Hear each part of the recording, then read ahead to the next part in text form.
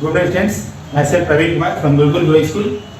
आज हम पढ़ने वाले हैं क्लास 8 का जो नेक्स्ट वीडियो है, जिस चैप्टर का हम पहले बात कर चुके थे मेटल एंड नॉन मेटल्स का, उसी का ये सेकेंड वीडियो है। ठीक है, फर्स्ट वीडियो में हम फिजिकल प्रॉपर्टीज के ऊपर बात किए थे, अभी जो सेकेंड हम बात करेंगे केमिकल प्रॉपर्टीज के ऊपर। केमिकल प्रॉपर्टीज कहने का मतलब है कि जो मेटल और नॉन मेटल्स है आगे के साथ जब वे रिएक्ट करते हैं तो उनका प्रभाव क्या पड़ता है, क्या बदलते हैं, क्या चेंजेस होते हैं, उन्हीं के बारे में देखेंगे। तो एक एक चेंजेस हम पढ़ेंगे दोनों को, ठीक है, दोनों के बारे में पढ़ेंगे, मेटल और नॉन मेटल्स के बारे में।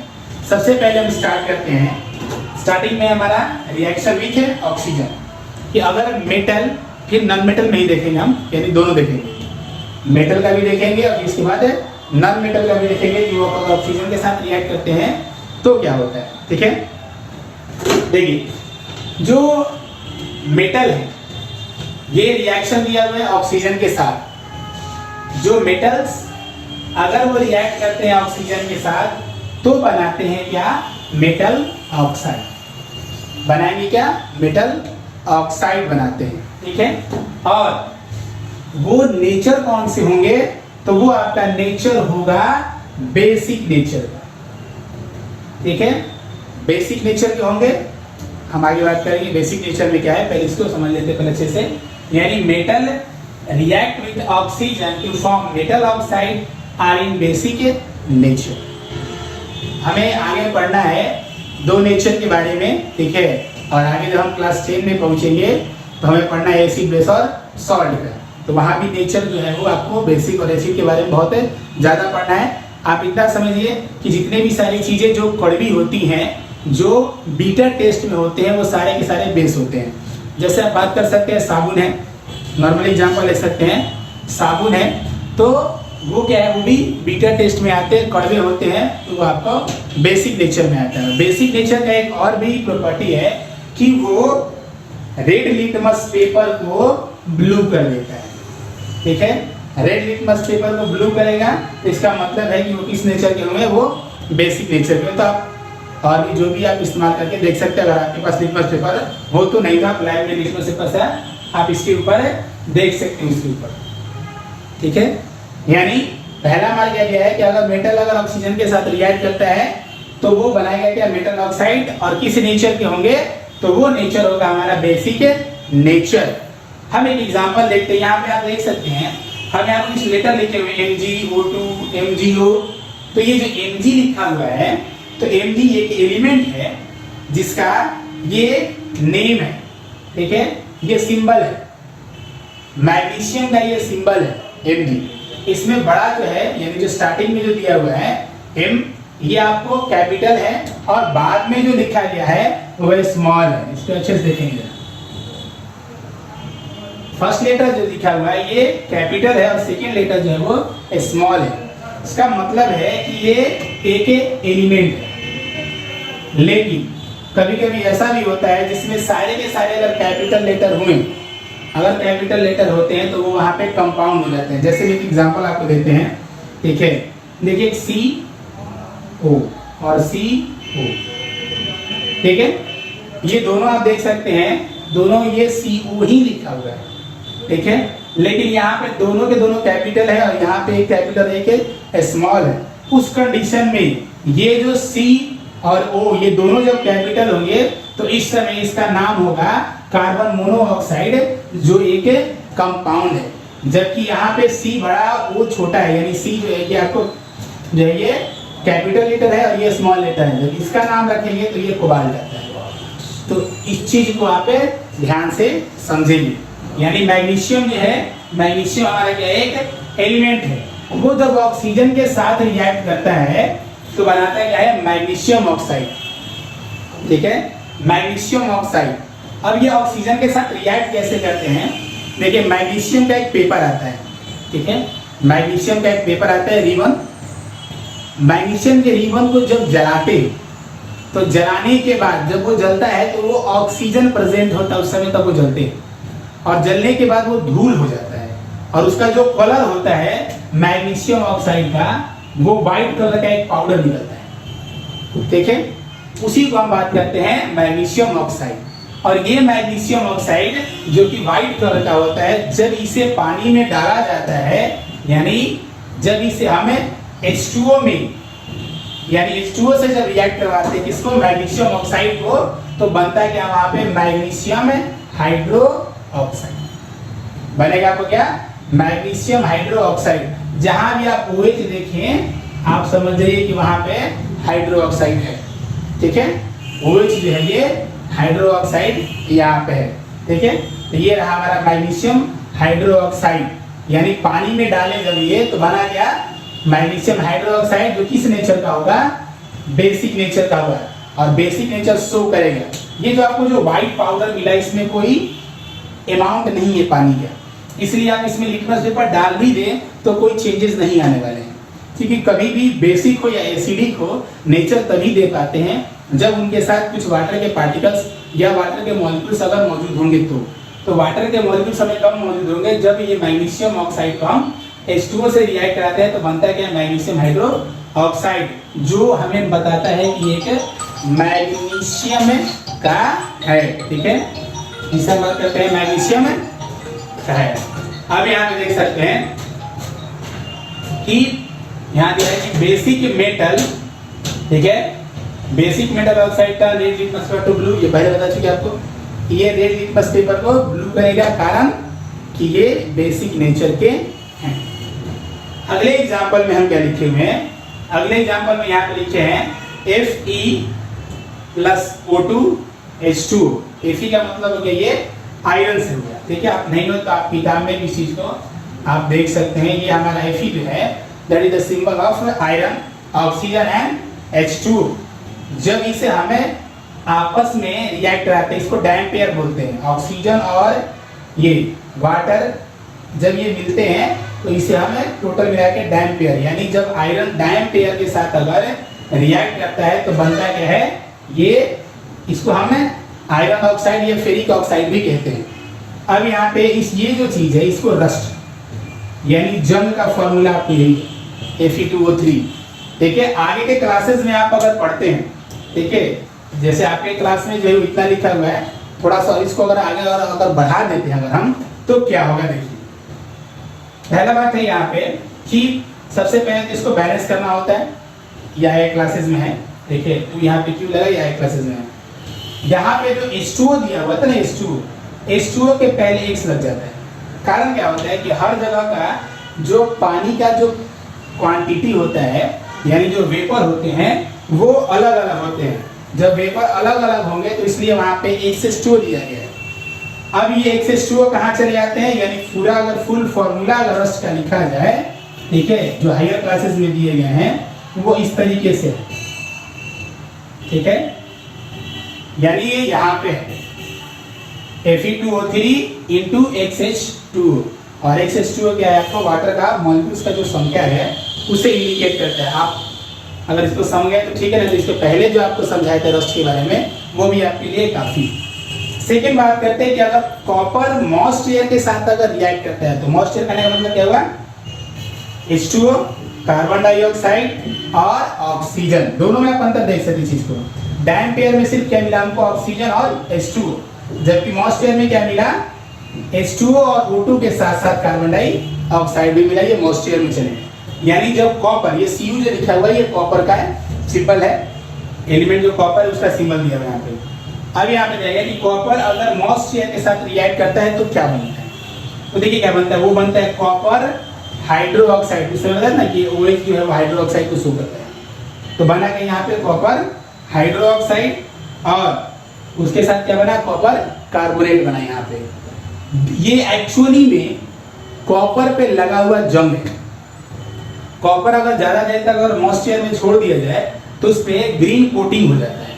ठीक है, उस पे जो है वो ग्रीन कोटिंग हो जाता है। उसी ग्रीन कोटिंग ऊपर से जो परत चढ़ जाता है तो उसी ग्रीन कोटिंग को हम कहते हैं क्या, ये कॉपर हाइड्रोक्साइड और कॉपर कार्बोनेट। समझ में आ रहा है? तो ये रहा आपका रिएक्शन किसके साथ, ऑक्सीजन का मेटल के साथ, ऑक्सीजन का मेटल के साथ। अब हम देखेंगे ऑक्सीजन का नॉन मेटल के साथ।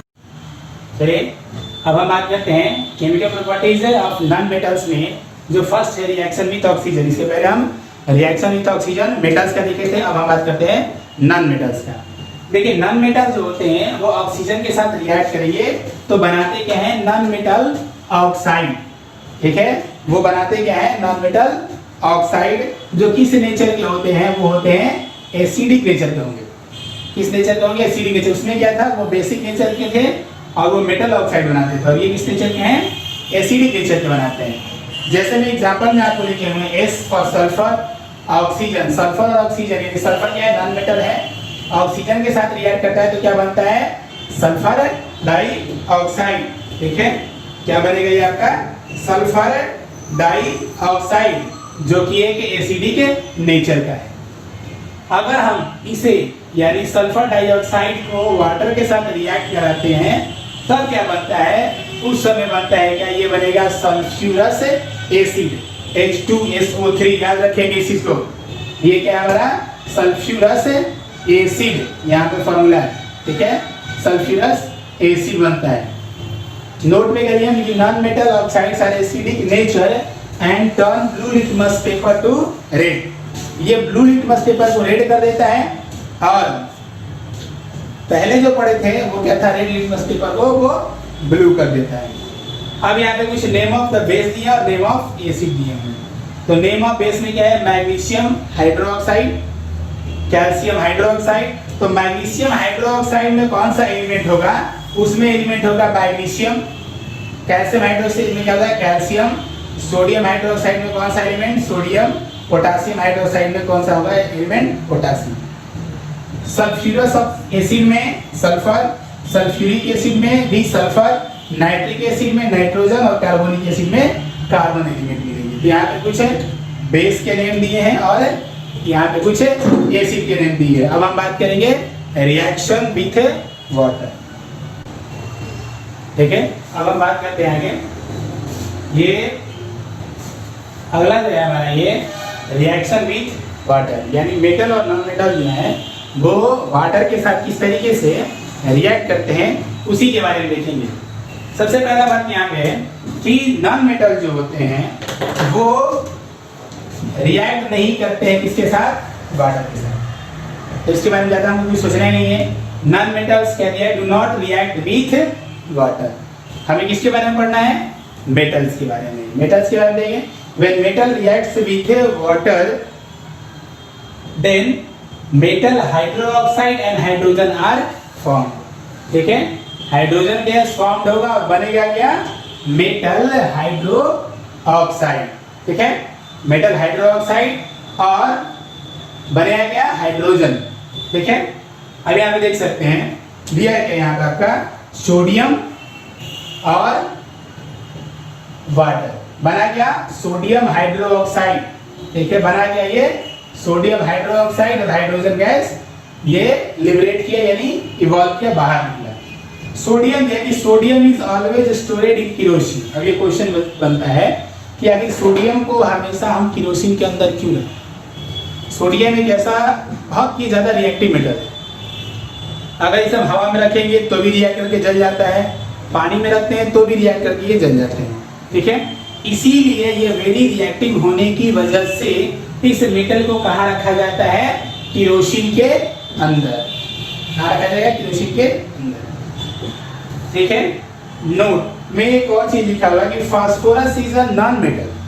Phosphorus is a very reactive non metal, so it is stored in water. Phosphorus भी क्या होता है, ये बहुत ज्यादा रिएक्टिव होते हैं और ये नॉन मेटल है, बहुत ज्यादा रिएक्टिव होने की वजह से ये वाटर के अंदर रखा जाता है, बोतल में, पानी में इसे रखा जाता है। अगर इसे बाहर निकालेंगे तो ये जल जाएगा। ठीक है, आगे हम बात करते हैं थर्ड नंबर के रिएक्शन विथ एसिड। एसिड के साथ अगर उसका रिएक्शन हुआ तो क्या दिया यहाँ पे कि most of the metals react with dilute acid to form salt and hydrogen gas.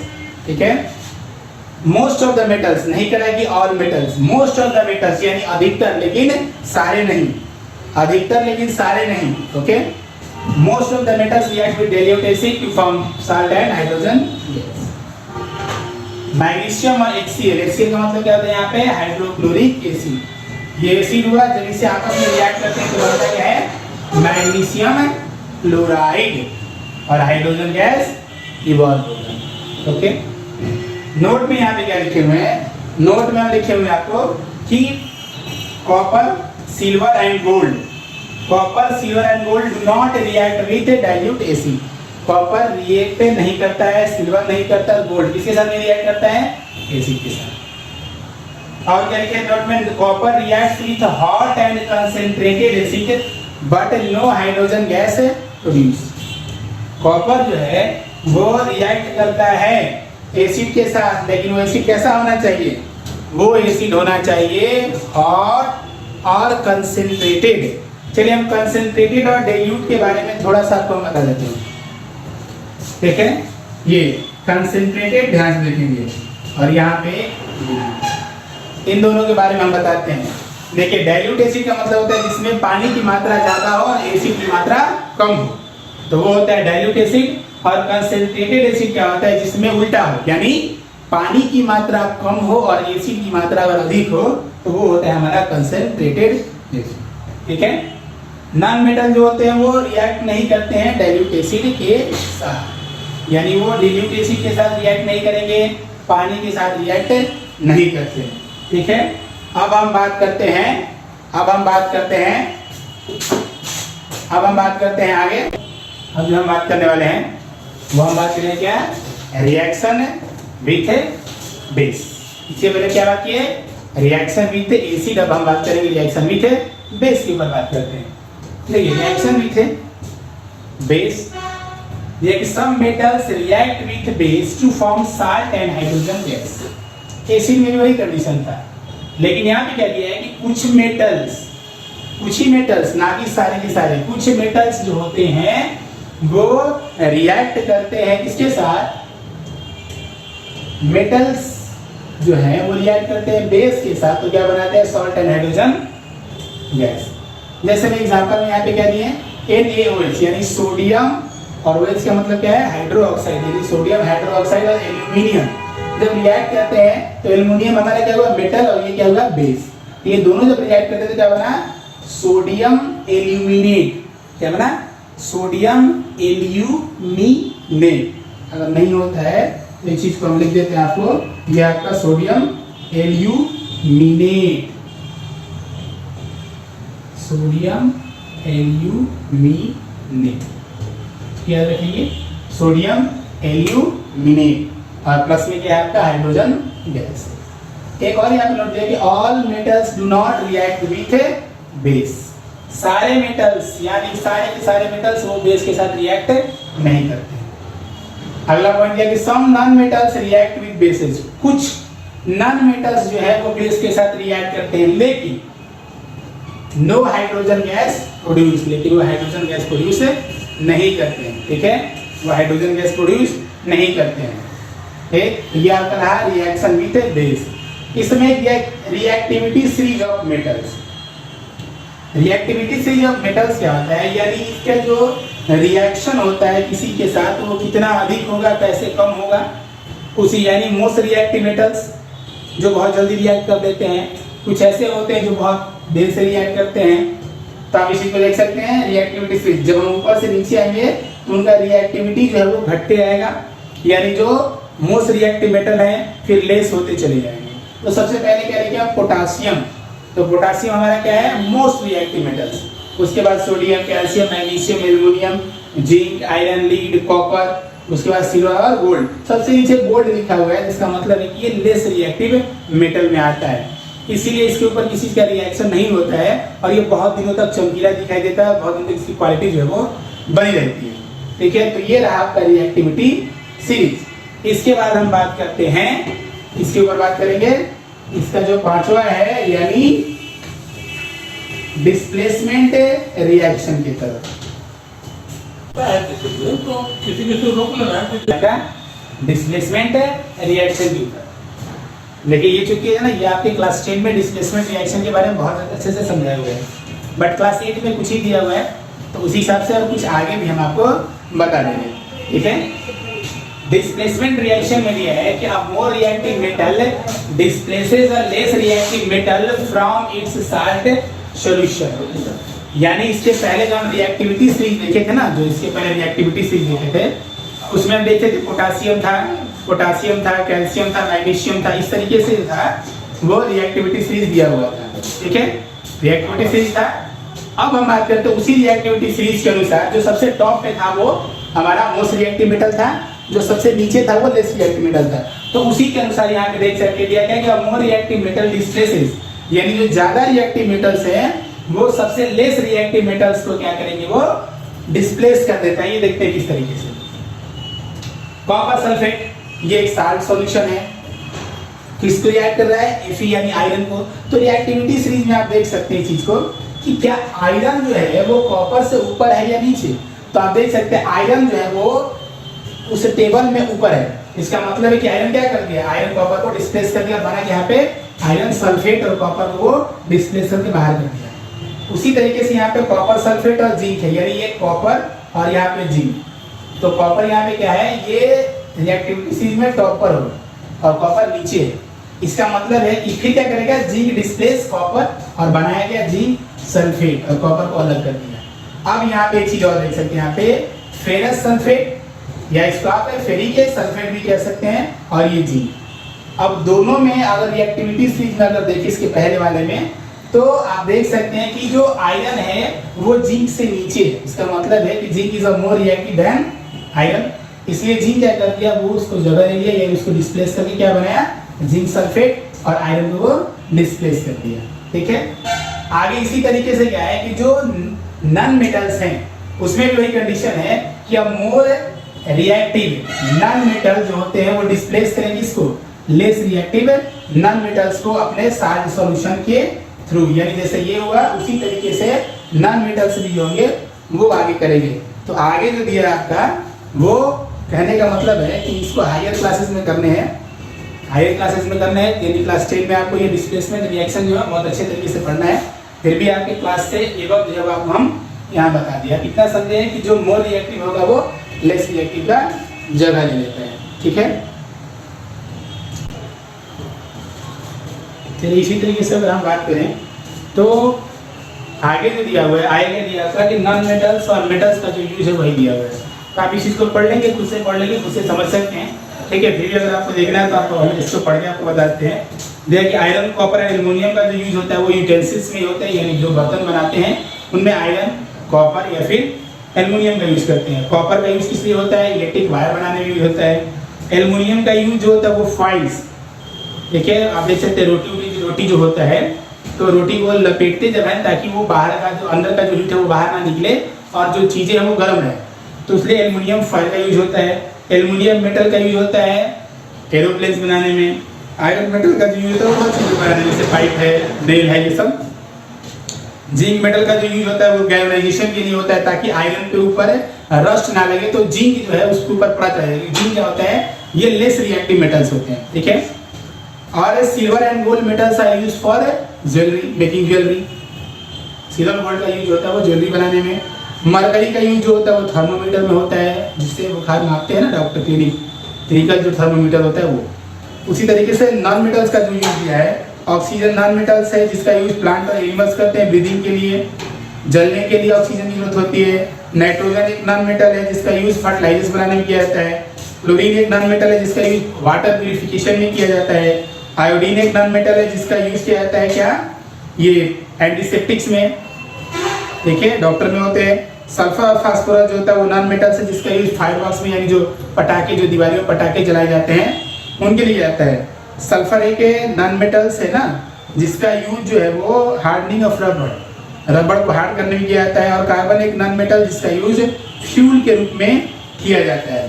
तो ये आपका अभी जो है वो आपको जो ये materials metal and non metals के थे वो आपके पूरे खत्म हो चुके हैं। ठीक है, अगर फिर भी अगर किसी को अगर प्रॉब्लम हो, अगर किसी को अगर प्रॉब्लम होता है तो आप अपने नाम के साथ कमेंट में दे सकते हैं, या आपको जो हमारा जो व्हाट्सएप नंबर है उस पर भी आप पूछ सकते हैं, क्वेश्चन आप पूछ सकते हैं। कि हाँ इसमें आपको समझ में आया या नहीं। आपके पास व्हाट्सएप नंबर है, ठीक है, जुड़ा गया है आपके व्हाट्सएप ग्रुप से, तो आप इस चीज़ को देख सकते हैं। फिर भी जो अगर नहीं जुड़े हैं या अलग हैं तो आप समझ सकते हैं, कमेंट में भी लिखेंगे तो आपको मालूम हो जाएगा, ठीक है। तो आप इसको पढ़िए, लाइक शेयर कमेंट जरूर करें और सब्सक्राइब करें और दूसरे फ्रेंड को भी शेयर करें ताकि वो भी इस चीज़ को पढ़ सकें। Okay, thanks.